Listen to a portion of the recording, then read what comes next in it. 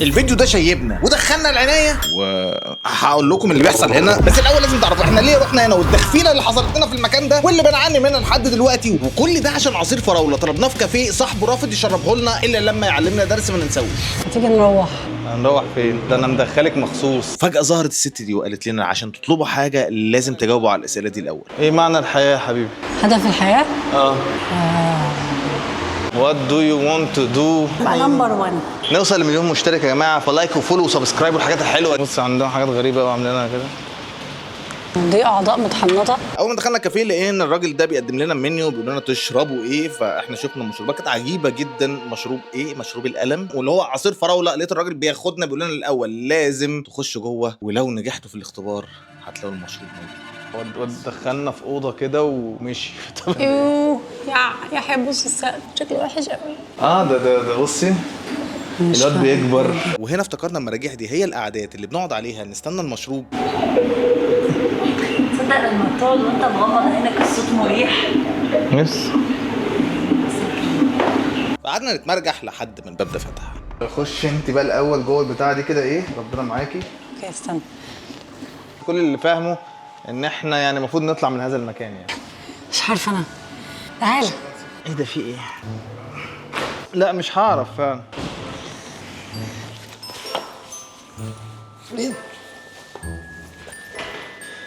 دخلنا بقى هنا، دي اوضه تانية. في حاجات غريبه متعلقه في السقف يا ماما. بصوا يا جماعه انتم شايفين هذه الاوضه العجيبه؟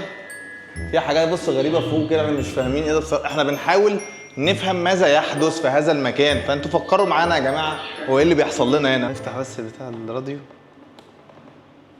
افتح لي ده. وانا اول ما دوست على الزرار لقيت صوت بيقول لازم تكبروا في اسرع وقت ممكن. طبعا بص قدامنا لقينا في بواريك شعر ابيض واللبس اللي انتم شايفينه ده هو تقريبا بيمثل مرحله الكبر. بصوا يا جماعه بوريك الله ينور. وهنا الصوت بيكمل وبيقول في المرحله دي لازم نفتكر كل ذكرى حلوه عشناها عشان هنحتاجها لما ندخل المرحله الجايه. ربنا يستر. سيبي لي نفسك النهارده برو.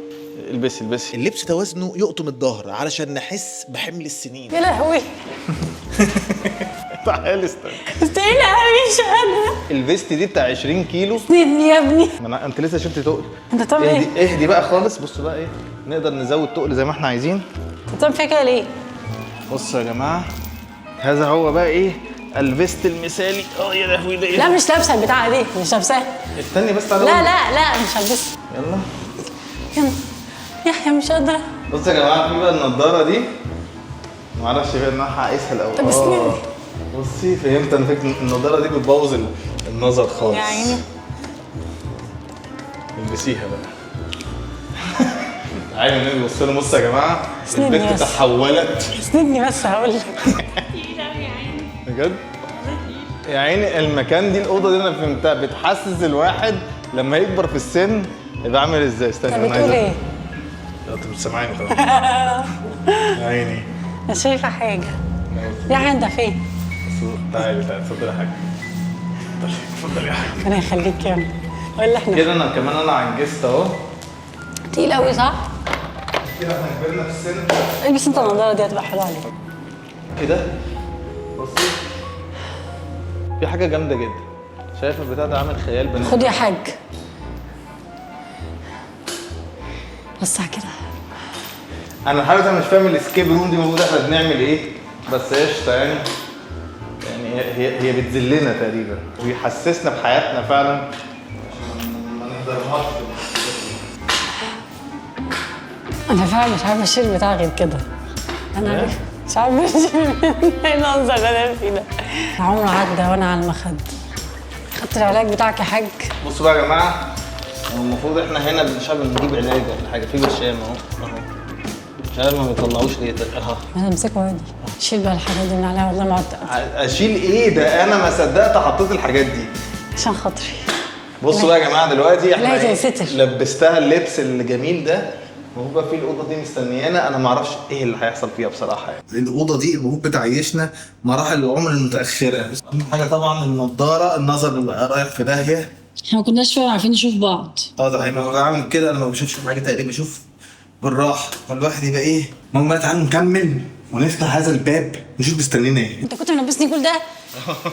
ليه كده؟ انا عملت فيك ايه؟ هنخش بقى الليفل الجاي.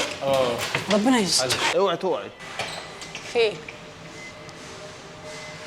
ايه الرعب ده؟ بصوا يا جماعه، هو انا مش فاهم ايه اللي بيحصل دلوقتي، بس احنا في اوضه العمليات. ودي التعليمات، وبتقول هنا وصلنا المرحله الاخيره او ليفل الوحش، وعشان نطلع من هنا لازم نعيش تجربه كامله ونشوف هل هنطلع نجيب عصير الفراوله ولا هنطلع على حته تانية. هي هتنام واحنا هنشوف بقى القصه بتاعت هذا المكان العمليات. تعالوا، في حاجات غريبه جدا يعني. ايه ده؟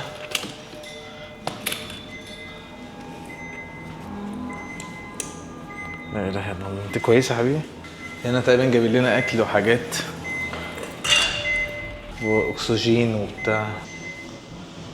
بيعيشنا موضوع ان احنا ايه، نشوف بقى حقيقه الحياه بجد. كبرت وتعبت وبتاع، لو ركز بقى في اولوياتك في الحياه بجد تقريبا.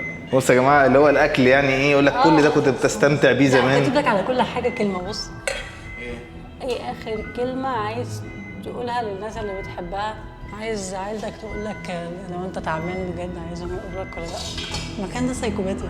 يحيى بلال بيكهرب. فعلا ازاي يعني بيكهرب؟ ايه ده؟ اقسم بالله بيكهرب. بيكهرب ايه؟ والله يمسك كده. بس يا جماعه حاجات بتكهرب ايه؟ والله العظيم بيكهرب. ايه ده يعني اصلا؟ بتاع انعاش القلب. تشك تشك. حط ايدك هنا، والله بيكهرب. بيكهرب صح؟ والله العظيم بيكهرب. ده بيعملوا علينا تجارب احنا شخصيا. الناس هنا بتجنن، الناس هنا والله ما طبيعيه. الناس هنا ما طبيعيه اللي عملوا المكان ده. مش فاهم عايزين مننا ايه. يلا بينا بلا سايب. عاملين بنخش ونطلع وبدأنا من تحت لفوق. يلا يا ماما انت بتطبقي. يلا يا بنتي، يلا يا بنتي نمشي. مش هصدق انا شفته. تعالي شوف اللي بيحصل.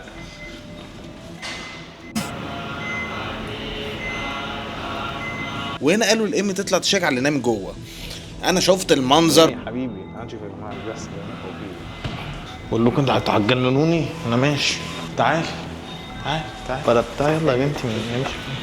بلا عصير بلا بتاع، دول هيطفحونا اللقمه. يلا يا بنتي. احنا خارجين لقينا ده في طريقنا، ومش هقدر اقول لكم ده ايه. لو عرفتوا ده ايه قولوا لنا في الكومنتات. بس لما عرفنا ده ايه قررنا نهرب، ولقينا السلم ده وقلنا ده اكيد اللي هيطلعنا. بس لقينا ده وصاحبه مستنيينا فرجعنا. والمكان فيه توعية للحاجات اللي لازم نقللها زي الامراض والحوادث والفقر والاكتئاب، عشان نحافظ على صحتنا وصحة اللي حوالينا، وما نبقاش زي عمو اللي مستني دوره في الاستقبال ده.